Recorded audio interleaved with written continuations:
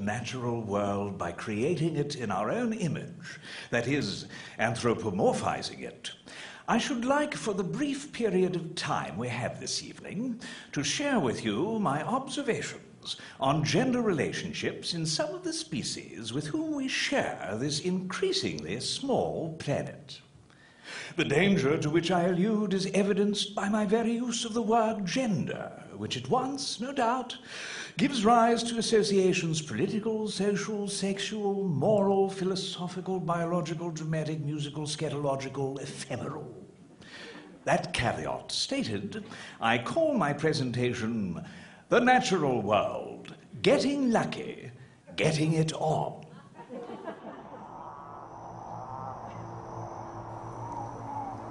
The shadowy world we encounter to begin with is not subterranean, though it appears to be, so devoid of light is it. We are in the densely overhung... Oh my, I'm afraid I've unconsciously used a word fraught with associations. The densely overhung tropical world of the rainforest. We're in search of a creature who lives out his and her life on the underside of the Wastocthia plant. This is the world of the genus Arachnoidea, species hirsute, commonly the hairy flea flicker. The male lives on the underside of the female Wastocthia plant, and the female on the underside of the male Wastocthia plant.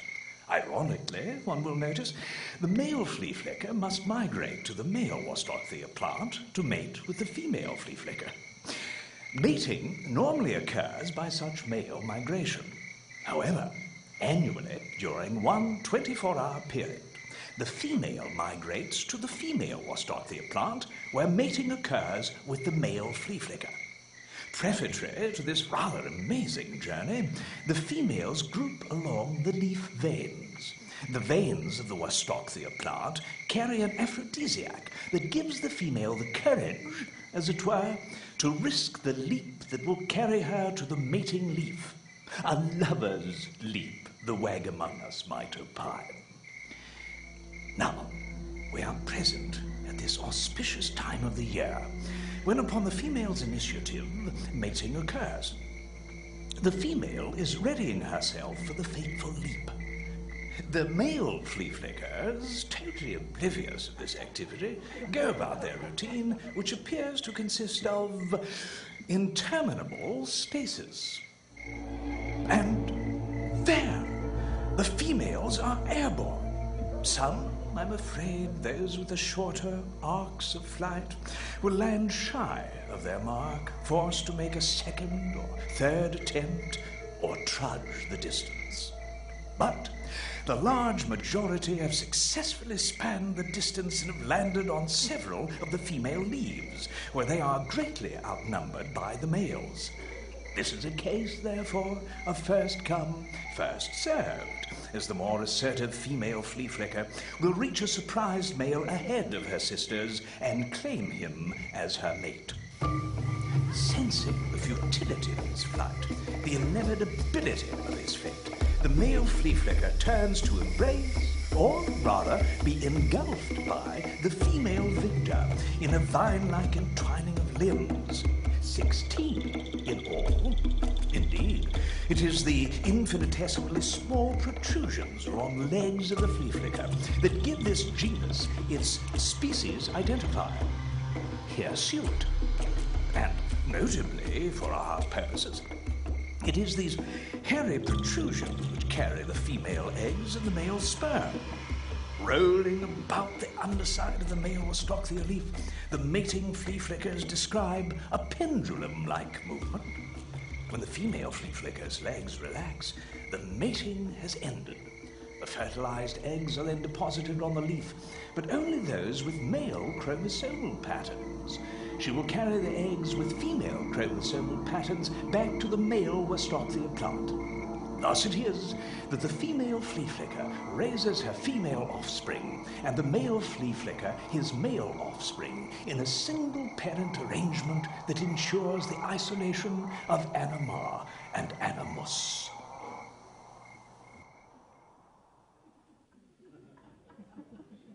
Far from the flea flicker's tenebrous, humid habitat are the bright, arid plains where dwells one of the most curious of species, related to the zebra, but almost mythologically fantastical in appearance and behavior, the bee hind. Its name, of course, suggests that it is deer-like in shape, with coloration much like that of the common bumblebee, yellow and black striped. It has two horns, thin and antenna-shaped. In the female of the species, the striping proceeds in circular fashion from its short tail around the girth of its body and forward to the neck. The face is black.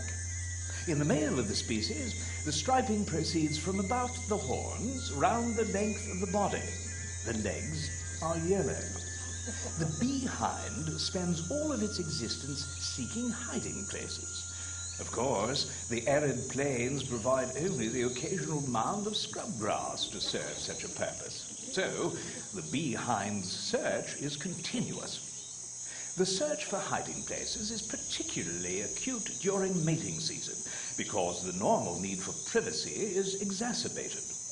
The slightest hint of the presence of another living creature sends the mating bee hind scurrying. Thus it is that speed in mating is of the essence. Of course, night brings a certain amount of cover for these creatures, but the sky is usually full of stars and at least a hint of the moon. Even at night, these plains are revelatory of the life lived on them. But night is our most favorable opportunity for catching these animals napping, as it were, during the procreative act. In an effort to reduce hints of our presence, we have left our tracking van as far as possible from the place where we spotted several bee hinds. Though our van is painted with camouflage appropriate to these plains, we've experienced mechanical problems with it that have rendered it more than usually noisy.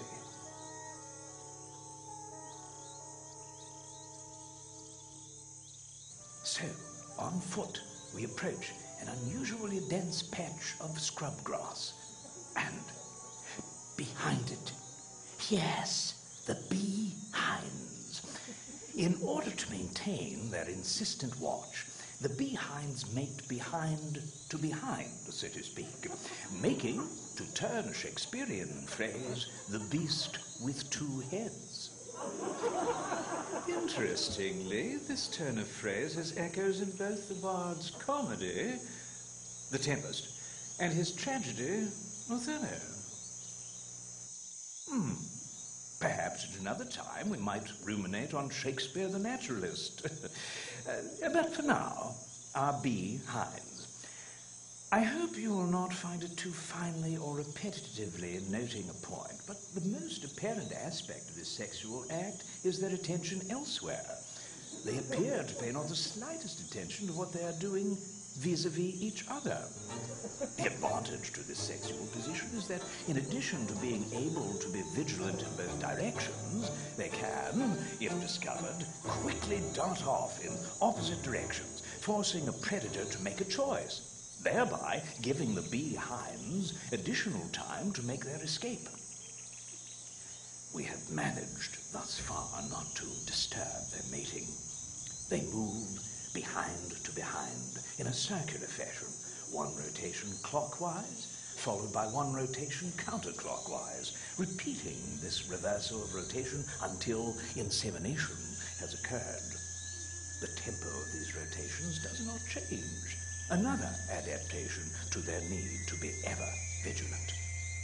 All too often, given their capacity for being easily distracted, the bee hinds find themselves in coitus interruptus and dart off separately in search of a more favorable hiding place. Should this occur, quite interestingly and uniquely, the two bee hinds will never attempt to mate with one another again.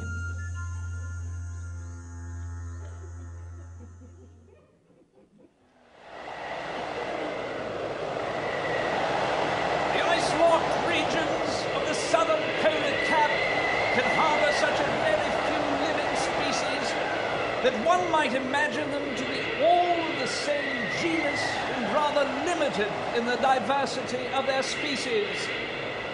This is true, but within this limited diversity, and in contrast with the multiplicity of creatures inhabiting the remainder of the landed earth, gender relationships are quite remarkable, indeed eccentric. Taking a cold shower might well dampen the sexual enthusiasms of humans, but not so those of that most interesting of avians, the genus Viagratus, species alba, commonly the horny, white-bearded trestle. As is true of most creatures that exist as prey for other species, the horny trestle has evolved an appearance that acts as camouflage to deflect predators. In landscape uniformly an angelic white, the threstle's coloration, mounding of feathers, and body type, squatly endomorphic, make it one with the topography. But this camouflaging, while remarkably successful in its purpose, is less astounding than the threstle's sexual instinct. The trestle mates not with its own kind, but with a completely different genus, the water-bound mammalian species Vulvagan. The trestle is virulently heterosexual, but has had to make an adaptation to its circumstances. There are no female threstles. It goes without saying that the bird has been put on the WWF's, World Wildlife Federation's, list of endangered species. Ignorant of both its fame and its imminent demise, the trestle embraces its mating regimen, waddling with purpose and gusto to the icy water's edge, then turning and propelling itself backward into the undertow that carries it swiftly to the bed where await the willing Vulvagans. While Vulvagans are a species with both male and female members, male Vulvagans are sexually passive unless the females force the issue.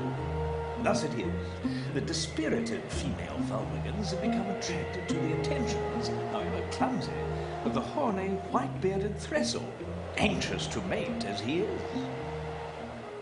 Once in the sway of the undertow, the trestle has no control over speed or destination and no ability to maneuver or stop. Nor can he see where he is going. The female Vulvagan must arrest his movement and does so by extending above the surface of the water one of her fins. Thus is the trestle blindsided, so to speak. Depending on the strength of the undertow, this could be a real shock to the trestle, so much so that he's briefly dazed and disoriented. Within seconds, however, the Vulvagan has used her fin to turn the trestle over and under the water, where both species, anxious for the moment, mate. From land, this mating appears as a disturbance of the water's surface. Sometimes a small whirlpool is created. At other times, the water appears to be churned. Underwater, the cause of these effects is quite clear. The Vulvagan's behavior during mating is anything but strange.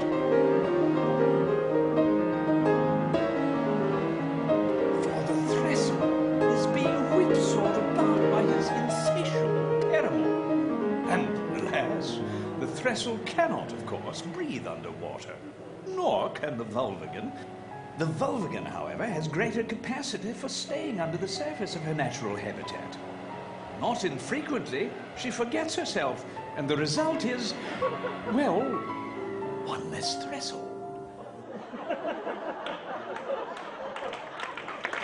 One need not travel to the far reaches of the earth to find the sexual oddities of the natural world. Hidden in the nooks and crannies and subterranean strata of our cities is a netherworld of sexual exotica. Unlike the other environments we have explored, where the species we've featured have felt free to express themselves because they are locals, as it were, the urban habitat is a foreign clime to the creatures of the natural world, so they have had to adapt to it. It is quite a curious thing to discover that a member of the common rodent family has such sophisticated tastes. The rat or mouse can be found anywhere, clear indication of its indiscriminate tendencies.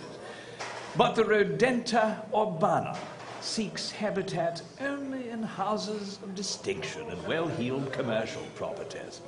Banks, large law firms, Tony hotels, Sotheby's properties. When he mates, the object of his affection resides in a like place. Thus it is that one can say anthropomorphically, the banker only mates with a hotelier, the lawyer with a debutante. That is why we have come here, to the rear entrance of the Savoy Regent Hotel, amidst these dust bins, receptacles for kitchen waste, and in the evening, time honored for gatherings of the elite. In the distance, the nightly champagne music of the Savoy Regent's resident orchestra, emerging to the strains of Ellington and Goodman, Miller and Kenton, to Rodente or Ballad. They posture a moment in their respective bins, turned away from one another. A slash of light from the open kitchen door runs across each of them. He is the first to break pose, turning in the female's direction.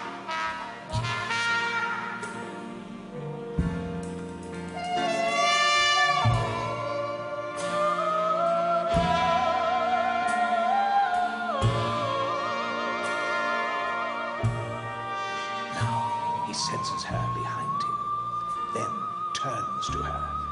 He moves to her. They meet nose to nose. A subtle twitching of each proboscis is noticeable. They begin their olfactory research, exploring only respective faces.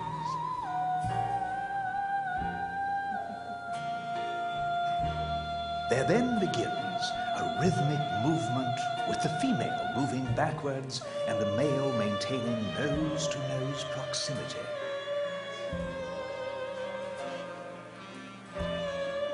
At a precise, genetically programmed moment, the male initiates a rhythmic movement forward with the female following his twirl.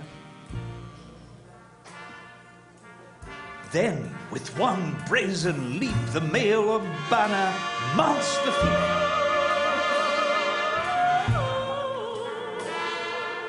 One more lurch backwards on his part, and the two move as one. Here turning about in a stationary circle, there describing a figure eight. The male is now astride the female, and the steps of this graceful pas de deux are repeated.